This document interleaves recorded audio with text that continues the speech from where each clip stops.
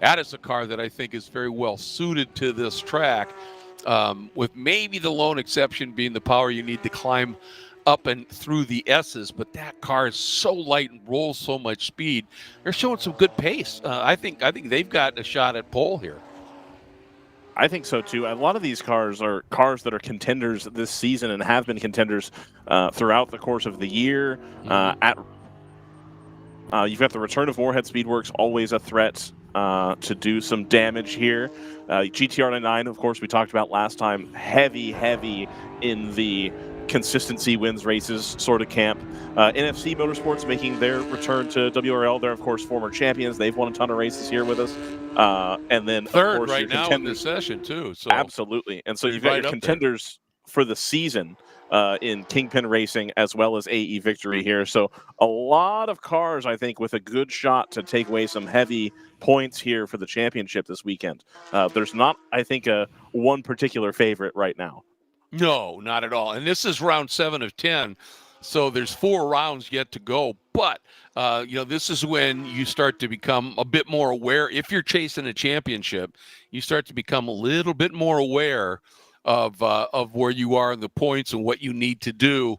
And, sometimes at this stage, it's like, our only hope is we got to go for wins, throw caution out the window, and get after it. And for others, it's like, all right, we need to just be very smooth and consistent, don't take big risks.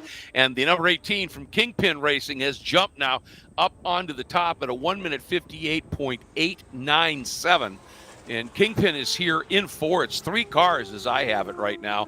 And this is their Porsche 911 GT3 Cup machine that has just gone to the top. A little bit of problem in practice for their other 911. They had brought 2. One of them had a untimely incident at the end of practice that I think will render that car inoperative for the rest of the weekend. Everybody's safe, of course, which is always good to hear. But only one 911 this weekend going to be taken to the track, I reckon. Yeah, it was interesting not having Almonte on the entry list. They've shown such good speed in the races I've been doing this year. A real problem getting to the finish line sometimes competitively. How about this? 2 888 racing machines, 2nd and 3rd right now, Ryan. The 102 up into that 2nd spot. A little over half a second off a Kingpin right now, so more to come. And then the 54 car right in that window as well, only a 10th back. Wheelhouse now is back in 5th overall, 4th in class as the lone GTU entry, as it has been most of the year. The number 148 for 48 competition is 4th overall at this point. So, of course, worth noting, those 888 racing cars used to be the property of Round 3 Racing, who won this race last year. You know who came 2nd and 3rd? Kingpin Racing in the Toyota Supras. Exactly. So, currently, depending on how you slice it, your top 2 from last year are currently in the top 2 of qualifying, if you aren't really very careful about the details anyway. Yeah, well, and you know what? Familiarity. Some people, sometimes it's literally, familiarity breeds contempt. But when it comes to drivers and racetracks and teams and setups, familiarity is everything. And if you had a really, really good run at a track last year, assuming the conditions are semi-similar even, you've already got a pretty good baseline setup to be able to put on the car, so you don't usually have to chase huge gains. You just keep tweaking it a little bit. Absolutely. 148 now, the lone GTU machine. A little Subeco prototype has jumped up to 3rd overall at a 159.3. And the 888, the number 54 888 machine, a really, really solid lap at a 59.2, has trimmed that margin to only 0.4 right now, up to Kingpin. So the number 54 of the Porsche GT3 Cup car doing a really stout job here. 25 car of Singler Racing returning to the track. I think they had just come in maybe to check pressures on that car, of course, in the older style BMW M4. Singler Racing, I think, on something of a come-up season this year, having had a pretty good result at Thunder Hill, and then that car's thereabouts on pace at most races since then. So I think just trying to get a little bit more familiarity with the car, and I think looking forward to having a good rest of the season here. One to watch for sure. Yeah, podium, and 3 top 5s this year. So they have really, as you said, come alive a little bit, and it's great to see. So it just adds that extra level of competition into the mix here. The number 102 now, that is the team entry for 888, another Porsche GT3 Cup car, up into that 4th overall spot, 3rd in class right now. The surprise to me a little bit here is seeing both of the AE Victory Toyota Supras just back in the order a little bit. Usually they are very solid on time. Indeed, and I think that does speak a little bit to the track surface situation I was talking about earlier. We have had the sun now be blocked again by a set of cloud cover. I do believe, and this is just conjecture at this point, that the Supras do favor that warmer track and being able to get the tires up to temperature versus the larger M4. The M4, of course, a little bit heavier car, a little bit easier to get that temperature into the tires, whereas the Supra a little bit more nimble, even though it's got the same powertrain, using a little bit less power. Takes them a little bit more time, I think, to find the pace, especially in qualifying here. Well, in this track too, with the grip, Ryan, there are times that you just take it a little bit easy because when you're ready to go, you've got to lean on that tire so hard. And because of the grip here, and so many of these turns are quick and they're long duration corners. So you're really on that tire edge for a while, and you don't want that tire to be underinflated or overinflated when you're ready now to go for your fast lap. You want it right in that window, one for just, your comfort level, but also because that's when the car is going to be at its best. Every setup on a car is sort of created based around a certain temperature in the tire, and if you overinflate or you're running too slow and you don't have it there, you don't get maximum efficiency, really. And so I think there's more to come here. We still have over 20 minutes left in this session, and so the question is, do you go out now and just go fast right off the bat? Or do you just go out, especially if you have a couple of drivers that don't have a tons of lap time around here, use the early part of this as a little bit of an additional practice session, then get after it later in the going. To me, it's always a risk. I would think you would always want that banker lap at least early to know you've got something semi-competitive. Absolutely. And fortunately, with a field the size of the GTO field and the way the GTO races typically, work out, right, being buried in the back of the starting lineup doesn't necessarily doom you. Now, depending on where you catch the traffic and where the first, if at all, yellow comes out, which we'll talk about here in a second, it's a little bit different here at Watkins Glen, that ends up being consequential at some point. Right. That is the Moorhead Speedworks Janetta that we are watching right now. Come down the backstretch here, making its nice little right turn. Yeah, their best time right now is a 2:04, and they're outside of the top 10. But as I said, during practice, they ran a couple of very, very quick laps. So it's certainly there. Here's the turn 8. You fall down into it, flatten it out, and then you start this climb into one of the trickiest corners in North America, completely blind turn in, and if you turn in early, that guardrail's just waiting for you, and if you turn in too late, you're slow. So it's really a tricky corner, and I think a little bit underrated, but let's see now. Looking pretty strong, coming now through turn 11, final turn on the track, onto the front straight. Remember, this is the GT4 variant of this car, and so it's got a little bit more performance potential than the one we have seen previously. Right. So we'll see just what. Now they didn't improve their time. They're still back a little bit. They may have pitted. Nope, there they are. Okay. So just a surprise to see that at this stage.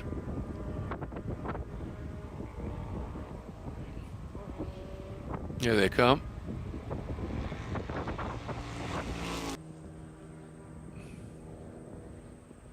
Now, one has to imagine, Greg, that you have none other than Johann Schwartz at behind the wheel of the Moorhead Speedworks car. He is typically the driver coach and head driver on that car when they are here with us at WRL. Of course, we've seen Johann Schwartz drive some other cars with us in WRL this season, but back with, I think, what is effectively his home team in WRL. Okay, yeah. Wheeling that Jannetta. Well, the man knows how to do that, doesn't he? He is truly a gifted natural driver. And, you know, that's a car that it's very much momentum. It's light. It's not going to have quite as much tire. It takes a little longer. You were talking about it to get the heat into the tire because it's lighter. Uh-oh, we got somebody pulling off up there. Found a cutout, at least. That's a shame. Boy, you get out for your qualifying opportunity and have some sort of a little problem. But as I was saying, you know, these turns are long duration or they're very rapid change of directions, like up through the S's and through the inner loop bus stop. And so a car that is really nimble is going to be incredibly effective, you know, for the longer race, easier on its tires because it's light, lots of positives. But Ryan, once you get to turn one and you make where he is right now, and then you start that little fall down the hill, where they might struggle a bit is this climb, because most of these cars are fairly flat through here and they've got more oomph. Indeed. I wish I had more to say to that, Greg. I'm almost done. You'll see in a second. Okay, there we go. Now I'm locked in. If you check your phone, Greg, I can kind of fill here for a little bit while we talk about the 123 having come down pit lane. Of course, that NFC Motorsports Mercedes. So that car, like I said before, a contender. Every time it shows up to WRL, always a threat. A really well-sorted car and a bunch of gentlemen there that really, really know how to wheel that thing around the track. The 120 also in, the two Porsches from Triple Light. The three running Kingpin cars all kind of sitting on pit lane here. We've still got 17 minutes to go, as well as the Wheelhouse Mustang. So all the heavy hitters, I think, just taking some time here, maybe waiting to see if the track gets more up to temperature, maybe letting the tires cool down so we can get another, you know, heat cycle on them, let them cool back off and see if that makes for a little bit more durability as we see the boot. Of course, this... Oh, we got a stopped car out there at the bottom of the boot, halfway down. We saw him pull off, and didn't see any kind of smoke or anything like that when he pulled off. Indeed. It looks like the Singler car, with the Wine Country Motorsports branding on the sides. Fortunately, they've found a cutout here to use, and I think that could be why we're seeing a lot of folks waiting in the pit lane here. And of course, that's going to bring out the purple flag, which will not be displayed on our timing tower. But the purple flag, Greg, of course, being code 35 in use here in WRL at specific tracks. We saw it at Barber this year as well. And so for those of you that don't know about code 35, rather than having a pace car come out and bunch up the whole group and destroy any kind of gaps that may have occurred naturally, the idea of the code 35 is that everybody's going to drive around at 35 miles an hour. That way we can make sure that everyone is safe while they attempt to retrieve stricken cars. So you'll just see one car passing the site of the incident here at a rather leisurely pace, again, because they're on what's effectively the pit limiter, making sure that the safety crew can get their job done. Some tracks in North America at this point will really only do code 35 now for club racing, and, you know, with the exception of the couple pro weekends that they run here every season at Watkins Glen, Greg, so including NASCAR and IMSA. I think other than those, I think most other series now are using code 35 at Watkins Glen. And as I said, of course, at Barber as well. VIR, if and when WRL goes to VIR again, they use code 35. So you're starting to see that a little bit more over time. And it's got its advantages and disadvantages, Greg. It's a different sport almost, where the strategy that you're going to make in a race that has full course yellows and you get the field bunched up is going to be a little bit different than the strategy of a race where you have code 35. Because at code 35, Greg, if you're doing pit lane speed all the way around the track, you have no disincentive to not come to pit lane to top off the car. Exactly.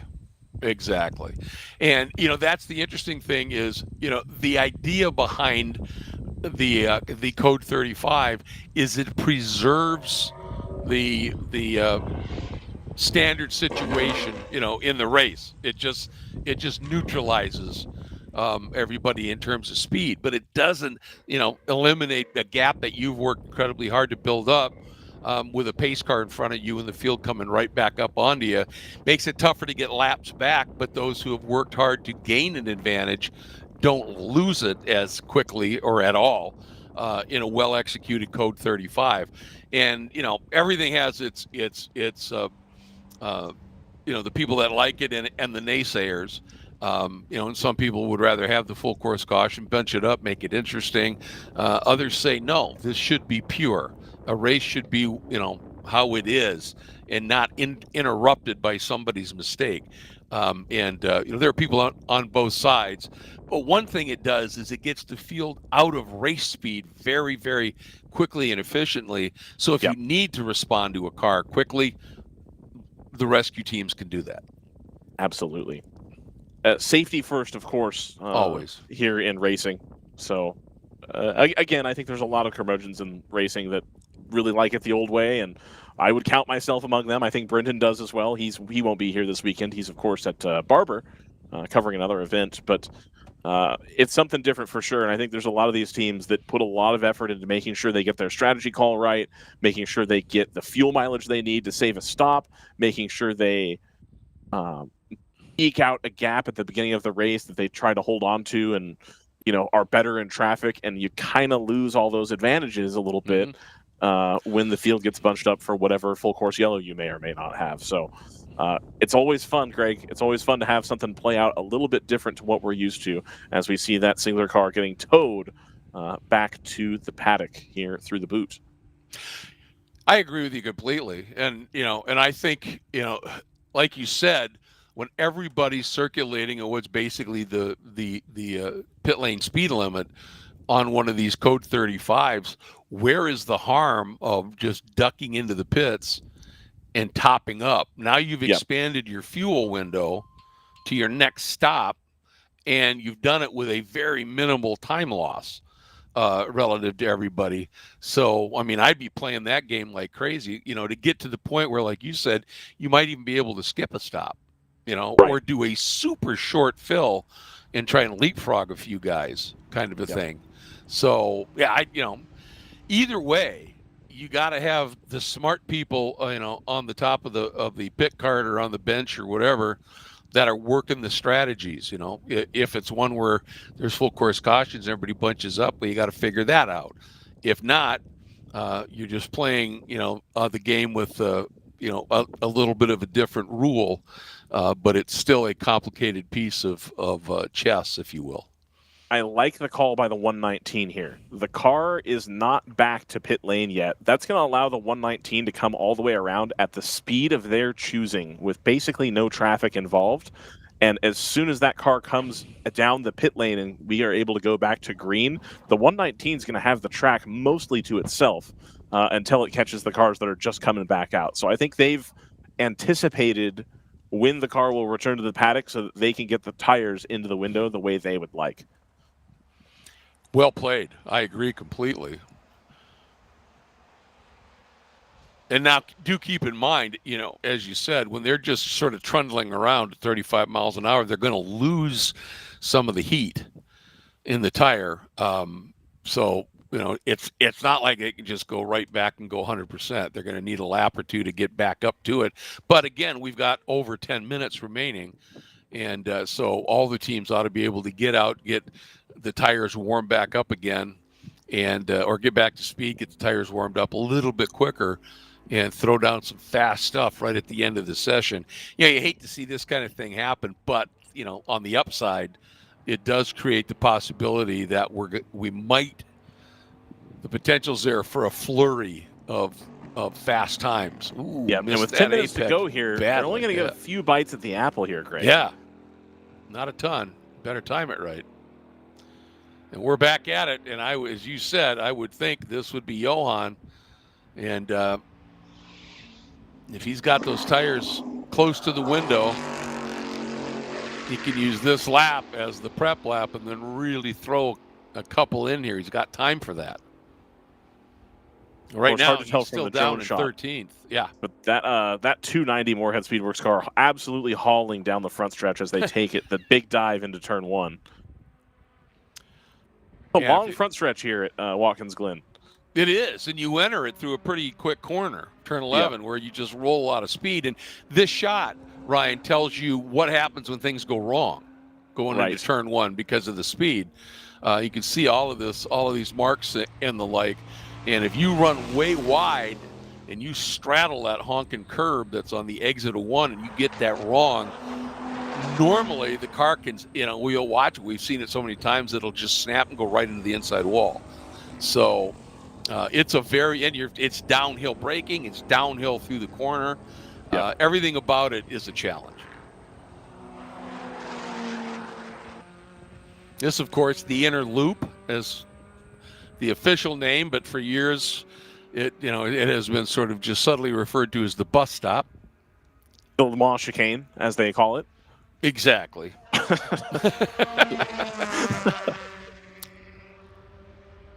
think this is the chute into the laces. Yep. And you can see it falls away just a little bit there. You're dropping down the hill, so as you turn in, you lose some camber. And then you'll get it back a little bit. But you can see there is the higher view of that corner. And as you start that turn in right here, you lose that camber a little bit. And you pick up a little bit of banking. You have to use up every inch of the racetrack. And again, another spot where the guardrails are so close to the side of the track. And then this is the toe. You could just chuck the car in there because right as you think, oh my goodness, it's going to get loose, I'm going to start to rotate because I'm still heading downhill a little bit, you get a nice bit of compression. Right. Little downhill braking zone here into 8. And then here's the tricky turn 9. See, it climbs abruptly. Get that turn in right. As if you misjudge it, boom. And that was about as good as it gets.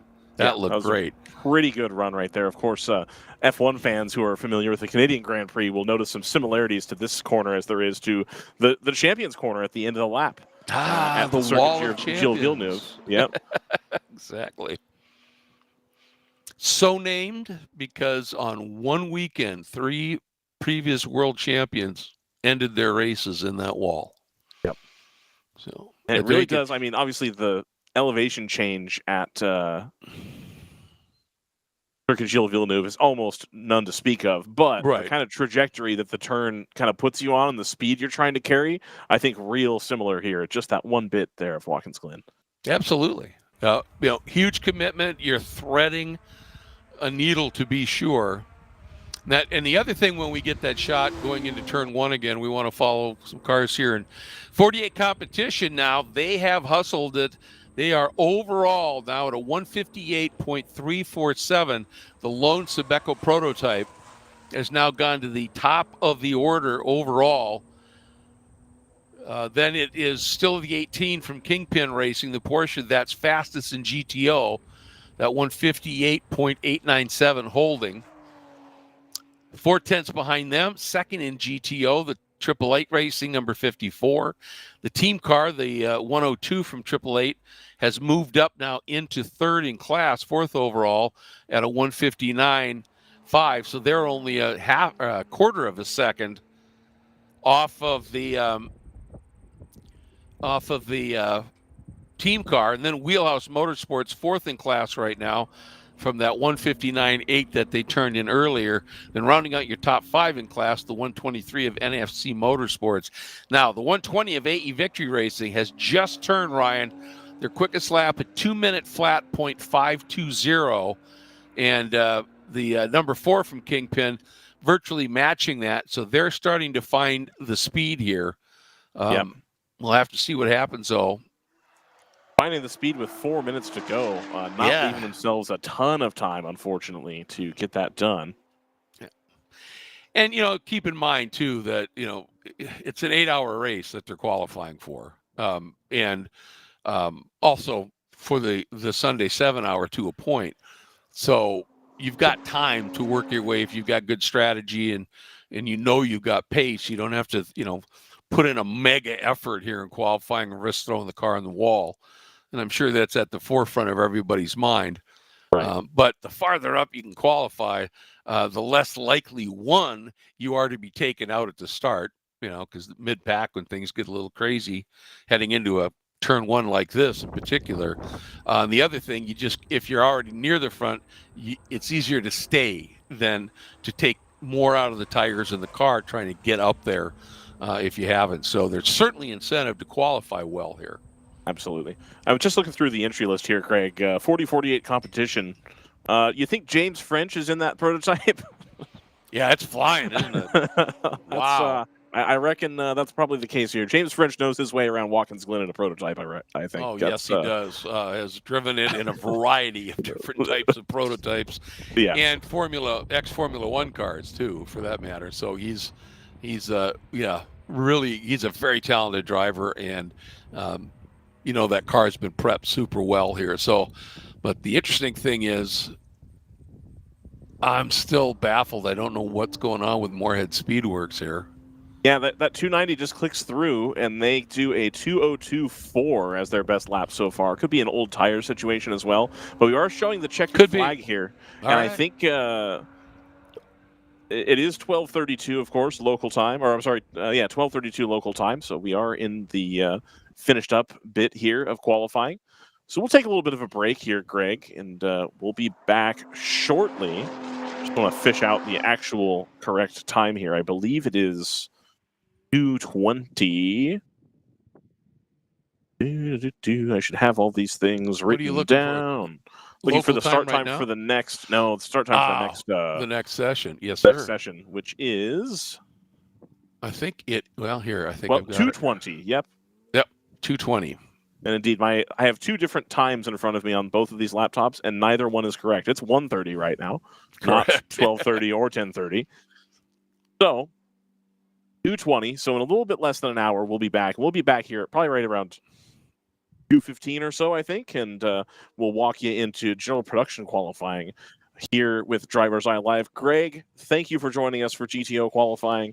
40-48 competition, Kingpin, 888, Wheelhouse is your top 5, of course, but we've got a lot of heavy hitters further down the order here, so waiting to see tomorrow how that shakes out.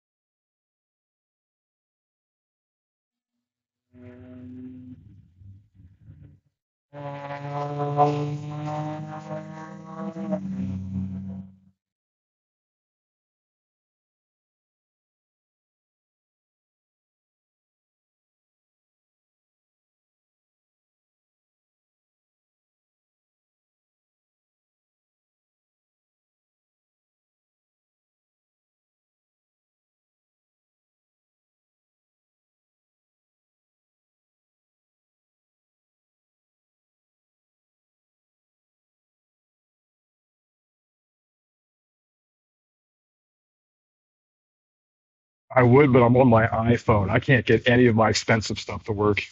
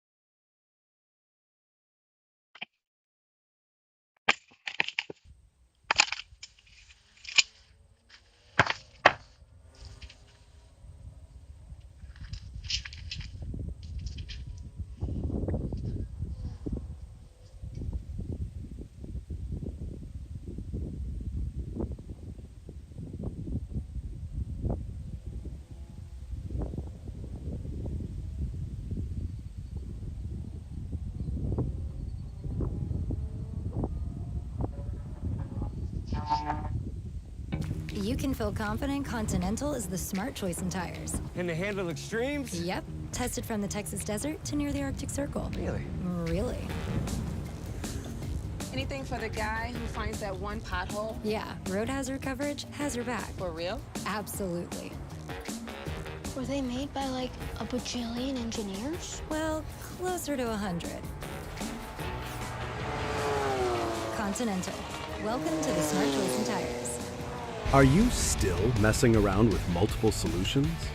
Data system, cameras, hotspots, antennas, YouTube configuration nightmares? Stop. You've got a race to win. Sentinel Mini can consolidate a complete video solution, live telemetry, data analysis, and live broadcast into a single system, all managed from a phone, tablet, or web browser. No complicated software to fight with. Everything you need in one place. Perfect for endurance racing, sprint racing, or HPDE. Share your passion and win more races with Sentinel. Find out more at sentinel.racing.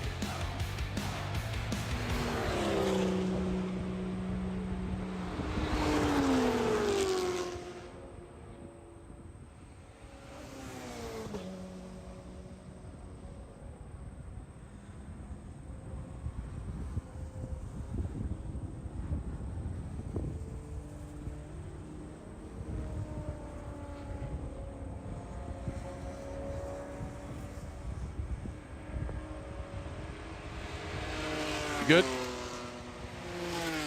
Welcome back. If you joined us a little earlier for our GTO and GTU qualifying to this glorious afternoon here at Watkins Glen, if you weren't with us earlier, just welcome to an absolutely beautiful day here, a legendary racing venue and qualifying for the WRL's 7th round of their championship for the 2026 season here at Watkins Glen. This is GP1 or General Production 1 and GP2 qualifying. And again, it's a coolish day here. It's an absolutely beautiful afternoon, but in terms of track temps and the like, although the sun now has been out and on this track for a while, but it's a glorious afternoon, low 70s, and we are getting ready to get after it here. And just a couple of things to make note of here in terms of how things went earlier in the day. For GP1, fastest car was Open Throttle Racing's number 62. And Ryan, they were a good 2 seconds quicker in both of the practice sessions that they ran than anybody else in GP1. So they've got to be considered the favorite here. In GP2, the points leader, the number 83 of Palomar Racing, was fastest. They were the only one of everybody to be faster in the second of the 3 sessions, practice sessions today. Everybody else was quickest in the third one. They had a 2:14.27 just as a reference point here. So that's some target times, and we are going to see who's able to approach those or even surpass them. Yeah, a little bit more sun now, Greg. A lot fewer clouds hanging around, and some of these bigger ones have kind of split up. So warmer track, I think better conditions for qualifying here than GTO had, at least in terms of temperature and track surface. Of course, the track getting a little bit more rubbered in each time anybody passes by any particular bit of the track. And this is, we talked about it earlier, this is a track, because of how much grip it has, you really lean on the tires and push the tires incredibly hard. And that, of course, that fills in. And when they did the repaving here, I was here for the first race after it with IMSA, and what they did was they got an aggregate here. It's pretty amazing. On a macro level, it's super smooth, but on a micro level, it's aggressive. And so what it is, I mean, the track is smooth, and as soon as the rubber got laid down in that groove, the grip here just went off the charts. It was unbelievable. And, so now teams and drivers can push that pretty significantly here. And of course, you've got very fast corners here where you're on the edge of the tire for a while, and then these incredibly quick transitions, if you will, up and through the S's where you're changing the direction a little bit. And, this track produces a lot of grip. And when the conditions are right, it's mind-bogglingly fast.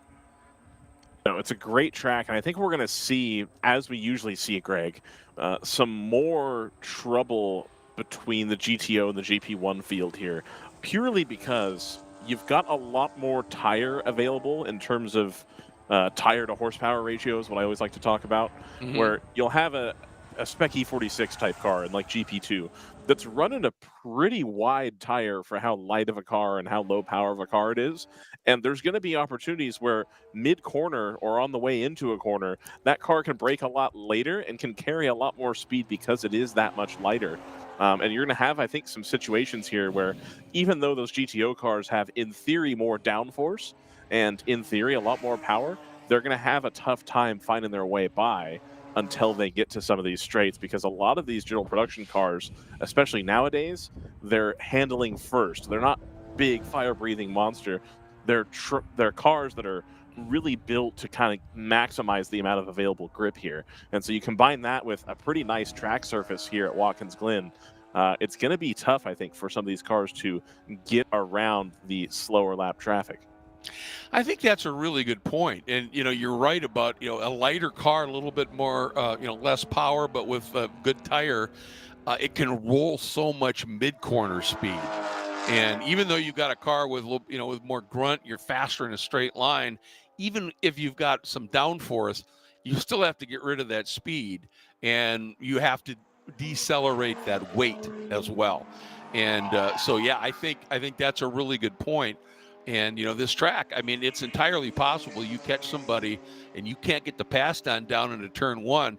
You may be behind them all the way through 1, 2, 3, 4, and halfway down the back straight before you're able to get by because of just how agile they are. So, that's going to be something to really be watching for come race time. We've got 8 hours tomorrow, 7 on Sunday, and, these battles, you can have great interclass battles that are affected by other battles and other classes as well, and that could very well play into it. I love this shot showing you how you attack that curb going in to the inner loop. And, some people will be up and over all the curbs. Some of them just nick the final 3 curbs. Everybody's got to attack here. Yeah. But then you can see how, a lot of people, Ryan, they just sort of nip on the edge of that second curb, the first one in the left-hander there. It's one of my favorite turns in sim racing, because if we can go back to that camera real quick, Dustin, that'd be fantastic. The angle with which you attack that first curb really determines how you're going to be able to exit the second part of the corner.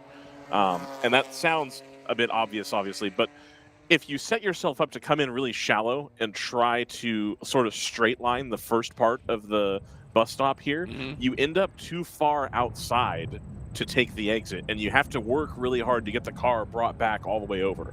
If you're a little bit more patient and you lose a little bit more speed going into the bus stop here, you're able to pick a straighter trajectory on the way out. You don't end up going as deep into the corner there. I'm sure there is one correct way to do it, but I find myself moving my braking point by like 10 to 15 meters based on what's going on with the traffic around me, because again, if you're really on it, you can straight line this whole thing and just be, maximum attack, and you nail it, it's perfect. But exactly, if I had the telestrator available, I could do. Oh, he's giving it to me. There we go. Look at that.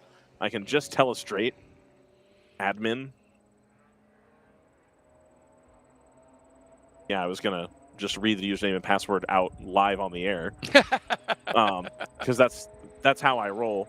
Sure. And so really, you can stay inside here and cut the curb and go this way, but then if you accelerate at this spot to try to come out, you end up too deep over here, and you have to really turn and get the car moved over and go like that, which is not great. It's probably how you're not supposed to do it. What I find myself doing is kind of going a little bit more with it and cutting more of this one, and then it gives you a straighter trajectory to exit here. Again, both of which somebody's going to tell me are wrong, and you're not supposed to do it that way. But anyway, It's Well, not funnier if you're there. I think, Greg, you understand what I'm trying to say with how you set up the first part of that corner really dictates how you're able to exit the bus stop. Oh, absolutely. I get it. And, it comes down to two things, approach speed and angles. It's, and I've said this for years, every lap, every corner in a race car is an application of physics. And I think what you're talking about is, it's the old coaching adage that you hear, frequently when somebody's overcharging a corner, and especially one like that, it's slow in, fast out, Right. and get the car pointed in the right direction, for the line you want to run through there. And if that means you got to brake, 10 meters sooner, you do it. Now, you hate to do that at the end of a long, fast run like that because you've got all this speed built up. But you can lose far more than what you've gained by waiting too late to brake and gaining all that time from that speed. You could lose far more when suddenly you're sideways in the middle of the bus stop because you've tried to pull it back online. So, and you need a clean exit out of the bus stop because you're accelerating pretty much flat all the way through the outer loop because you can start unwinding the wheel as you head down into the chute. So you really want to get your approach done well, but don't be out way off in the driver's right up there on that middle curb that we're kind of looking right at now. Because look at how aggressive that curb is. And if you're bouncing on that car's just going to be pogoing everywhere. It's going to be wait before you can get to the throttle.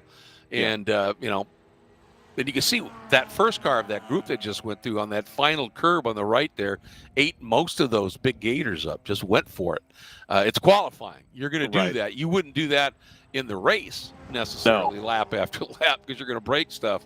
But sometimes in qualifying, it's like, I'm going to do one bonsai lap, use every piece of, paved, whether it's curbing or not out there, and see if I can hang on. But, it's a tricky sequence. Like there's a yellow somewhere in Das Boot.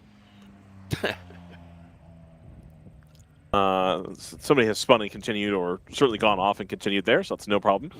And they have gone code 35, though, so perhaps not recovered yet. Yeah. Well, while that happens, open throttle, as we kind of expected, the 62 out to the front by running a 2-minute 8.8. Which is quicker by some 0.2 than they ran early at any other point. But OLJ Racing has stepped up big time and gone a 2:09.2, and instead of 2 seconds adrift, they're only 0.4 back and only another 10th back. So number 43 of PC Racing, who we know is usually very quick, Cajun Canuck Racing in the 555 at a 2:09.5 is also right in the window. And at this point, the top four, after a 2-second gap in the practices from first to second, the top four are covered by 0.7, Ryan. Yeah, pretty tight qualifying here at the front there. OLJ Racing, I was actually given some information from them in hard paper form. They were caught up in last year, Greg. Old school. Yeah, exactly. Last year, they were caught up in a, they have it in quotes here, a shamazzle.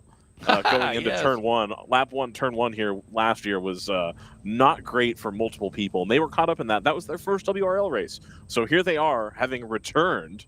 They're from Massachusetts. One of the drivers owns a automotive shop, and so that's always a good way to get a race team started if you got people around that know how to fix the cars. Yep. Absolutely. That's the 88 in their Porsche Cayman, of course, and they have pulled into the pit lane here, I think, with the full course yellow code 35 situation. Makes sense.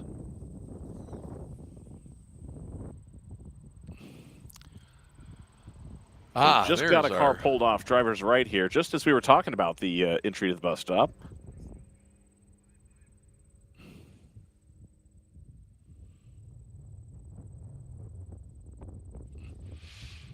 Yeah, I'm looking really quick. I'm just going through some of the practice times here. And Well, that's the AOA car. Oh boy, is it? Okay. Yeah. The fifth. That would be the 55, I presume. Yep. Okay.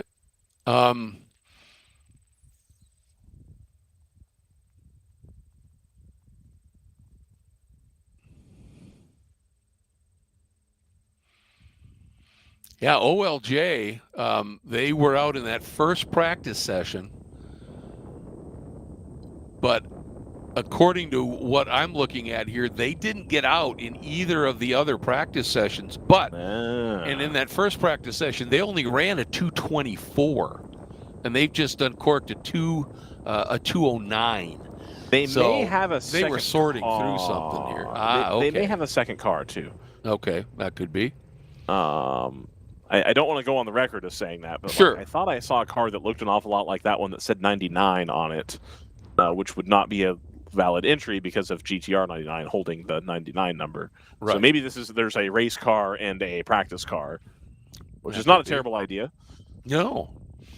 So if you have that wherewithal, specific knowledge on that, that's all I want to expand on there. But okay. I have a feeling the 48 as well is in the pit lane here. We'll just see where they're at qualifying wise. They have, 48 El Diablo up in 6th position. So that's the team that's had a heck of a season so far. They were really doing the thing at Road America before they lost it towards the end of the race and ended up writing off that car. Yeah. This car has bits of that one in it. And they shook that car down on Sunday, found a problem, were able to get it back together, and left California on Monday and arrived here, I believe, midnight 2 nights ago, I guess. Wow. So they're looking forward to some running time here. And now sports a red mirror. So you've got the Bimmer World sort of livery, like the World Challenge livery, with a red mirror and a green hood. Oh, okay. So slowly making it into one of these Volkswagen Harlequin situations. Well, El Diablo this year, it's been one of those stories. I mean, they have 2 wins, 3 podiums, 5 top 5s. They had a pole. I mean, that gives you an idea of how fast they are. Yeah. Problem for them in terms of the points is that they have 8 starts, but 3 DNFs. So they've got all of that other achievement to show, but those 3 DNFs have them back in 3rd in the points. Yep. And, that's such, and I bring that up because we're going into 2 long endurance races, right? Right. And it's so important in these endurance races. First of all, you got to finish, and, not that they, we're pushing too hard or anything because, mechanical things happen, but it's one of those deals where, better to finish 5th than push hard for 2nd and end up off. And what it all comes down to is you need to finish the races. And the classic example of that is like Palomar Racing, who leads the points in GP2 right now. 9 starts, 4 wins, 7 podiums. Yep. Well, that's how you do it, right? You just got to be around. You got to be around to pick it up while it's there. And occasionally, when you've got Garage 66 around or you've got North Loop around, they've had a hard time this season keeping up with those cars on pace alone. Yes. But those cars are not full season entrants. Yep. They come and go when when the schedule meets their fancy, and they have fewer arrangements outside of racing to have to deal with. But it means as a result that I believe that's the 83 car, right, Greg, that is leading the championship by a fair margin. Yeah, 13 points. Yeah. So no, it's impressive. It's impressive what they've the 83 Palomar entry has been very, very strong this year. There's no question of that. And but like you said, we've got these teams that have shown some great speed. They just can't consistently get it across the finish line, and that's where it's it sort of pays some dividends. I mean, another one is PC Racing, the number 44, 4th in the points right now.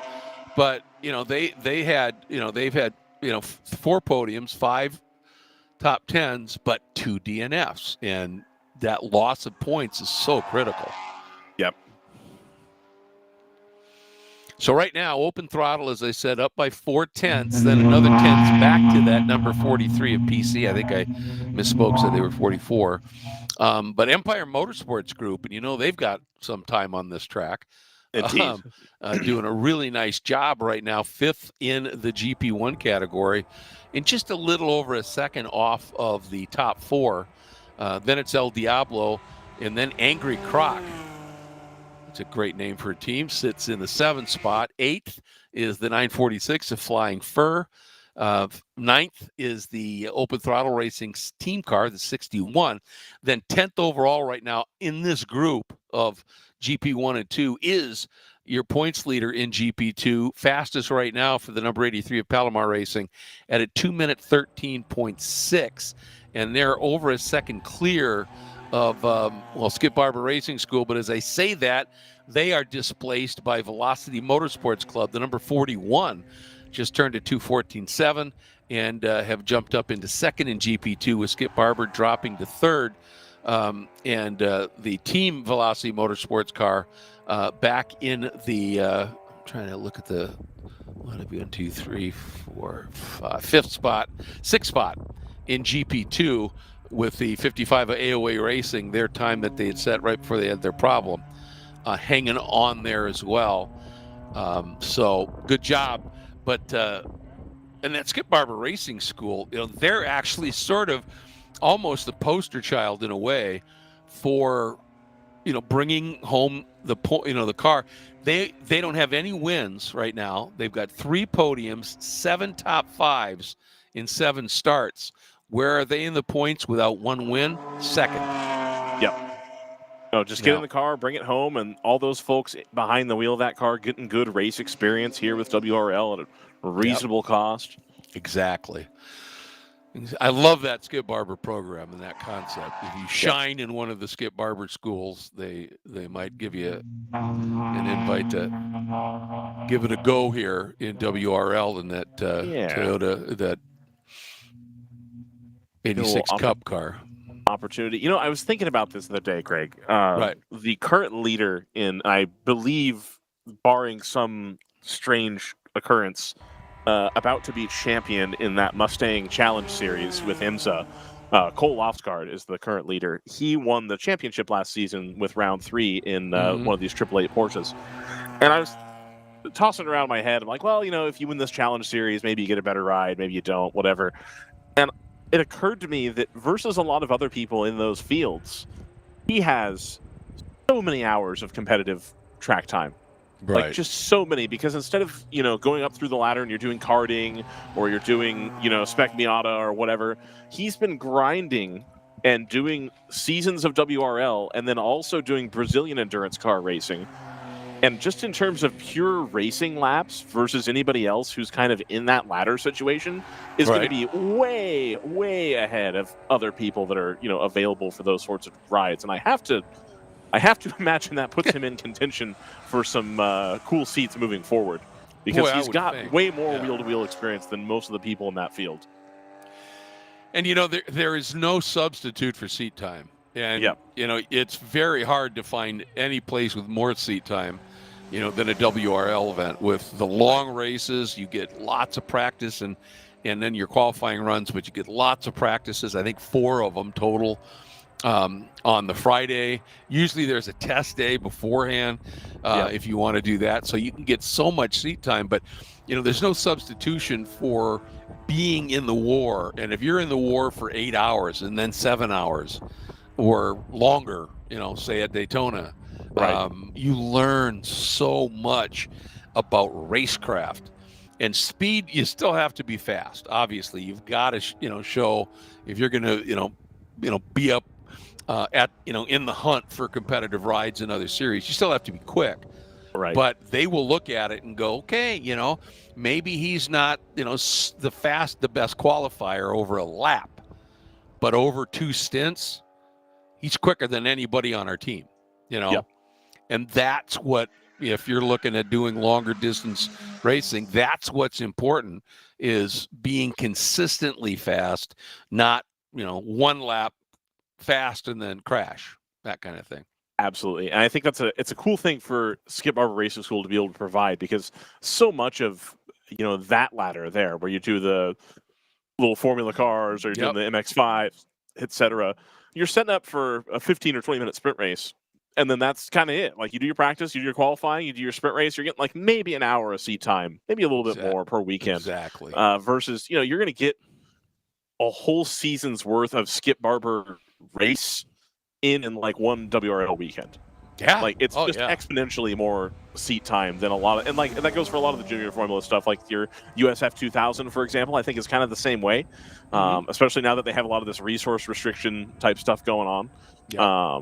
Formula Fara, same way. They're trying to cram in a bunch of races in a weekend, which is great, but you're still only going racing, once a month. Right. If that. And so, trying to get all these opportunities to do that and able to do it in a big, GT car, if that's the direction you're trying to go, I think it's really unbeatable. I do too. And I think, well, let me jump in here real quick. We have a new contender. The 555 Cajun Canuck Racing entry has just gone at a 209.004 and our only 10th off of open throttle right now. So Cajun Canuck has dialed it up in a big way here. Indeed, they have. That's this 97 BMW, and it's flying. And then OLJ is only another 13/100ths back. So right now, the top three, Ryan, are covered by a quarter of a second. That's what you like to see at the front of WRL race. That means tomorrow will be exciting, especially in these opening stints. And people are going to stay close together on pace, and we're not going to have to wait for a full course yellow to come bunch everybody back up because of the Code 35. Yeah. No, it's going to be great. It's going to be great. This is it. It's really, really solid here. Looking at GP2, going to break that one out for you. It's Velocity Motorsports Club has gone and run a 2-minute 13.564 and have pipped Palomar. Listen to this: 63/1000ths of a second over the number 83, the points leader Palomar and their BMW. So the 41 of Velocity doing an absolutely stellar job right now. Third is that Skip Barber Racing School entry, about a half a second off at a 2:14.1. Then the Team Velocity Motorsports entry sits fourth. AOA Racing's number 55 is fifth.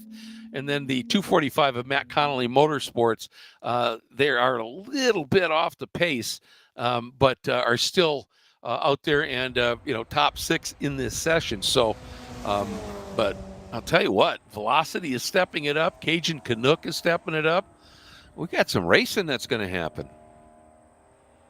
Racing indeed. Man, I'm looking forward to it. And this track, a track that races really, really good. I know we've been at several tracks this season that are a little bit tougher to make passes at, shall we say, versus here, where I think you got a lot of opportunity, especially with multiple lines available at a lot of these corners.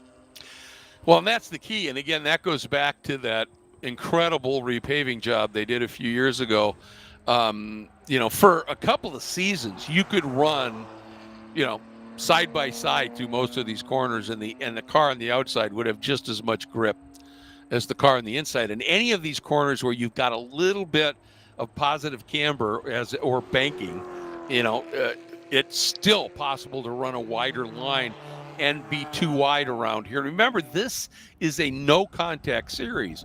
So you can run a lap and you can have somebody right in front of you, but if you come up and they make their one move, which you are allowed, and you're good enough to get up alongside them, if they turn in on you, it's going to be a big penalty. Yeah. And so you will see some really great door-to-door racing through multiple corners over the rest of this weekend. There's no question. 45 seconds left until we see the checkered flag here. It looks like the Skip Barber car is going to get one more shot at this before we go to the checkered flag. And indeed they do. They are going to make it before the checker. Empire Motorsports Group just jumped to fifth with a 2-minute 9.458 second lap in the number 45. So that local track knowledge in that 95 BMW out of Horseheads, New York. That's right up the street. Close as you can get. That's usually the town where I stay when I'm here. Same. Yep. And yeah, it's just a few minutes away, and they are doing a really nice job. So El Diablo now is back into 6th, flying first, 7th. And then open throttle, Angry Croc, and then the third open throttle car, the number 64 right now. But with that lap by Empire, our top 5 are covered by just a tick over half a second. And on the last available lap, the 62 of Open Throttle Racing resets fast lap, a 2:08.876. That'll be the pole time. It'll stand. And Cajun Canuck is not going to get an opportunity to dethrone them, especially with that little bit quicker time there. So your top 3 in GP1, 62, 555, 88 for OLJ. So that's a BMW, a new BMW, an old BMW, and a Porsche in the top 3 there. PC Racing have also taken to the pit lanes. They're going to be 4th. The 45 of Empire Motorsports Group, I believe they'll get one more shot at this if they want it. 48 of El Diablo not able to go much faster. They're going to remain 6th here. 88 comes through. They do not improve their time, so they're going to be here in 3rd. I believe that's about it as far as cars that are currently running for a fast lap. We're going to see the Skip Barber car come through here, and they may take to the pit lane depending on how quick this last lap is. Here they come. The lone GR86 car here this weekend. We've had several throughout the season, but they're the only ones here this weekend. And they throw in a 2:14.1. So that was their fast lap. That was a 2:14.4 last time by. So no improvement there. No improvement for the number 505 Angry Croc car either. That'll qualify them 9th in GP1. Well, Greg, we've had a qualifying session here. I think we've set the grid, and qualifying, is it more consequential when there's code 35, or is it less consequential? I get the feeling that it's more. Oh, I definitely think it's more. Free track position at any point in time. Yeah, no, I think it's definitely more consequential because with a code 35 scenario, because if you end up with a bad qualifying and you start mid-pack and something happens, and even if, you don't get into it in terms of damage, but you get forced wide or you lose more, whatever, you can't rely on that caution that's going to bring you back up there. And so I think when you got code 35, qualifying becomes a lot more important. You've got a track here that you could pass on, sure, but we talked about it. When you're mired back in the pack, it takes a lot out of the car.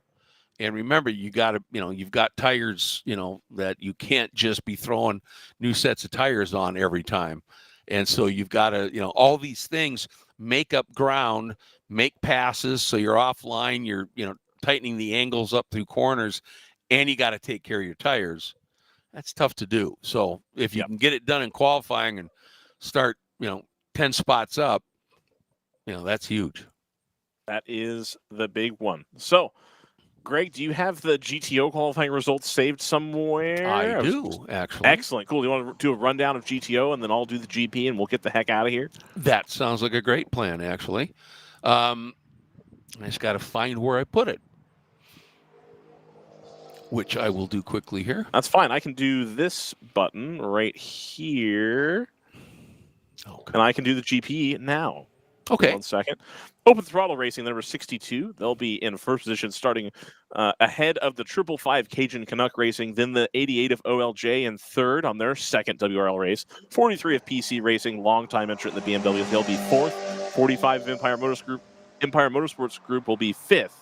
We'll flip over to the GP2 standings. 41 of Velocity Motorsports Club in the Civic. First time we've had a front-wheel drive car at the front of GP2 in some time. 83 of Palomar, 216 of Skip Barber, 141 of Velocity Motorsports Club. Their second Civic rounds out the top 5 there in general production. I have the ability to change the dwell time, but I did not do that before I... Yeah, there we go. Hey, the rest of it. Empire Motorsports Group, the 48 of El Diablo, the 946 of Flying Fur, the 61 of Open Throttle Racing, and then the 505 of Angry Croc starts 9th in GP1.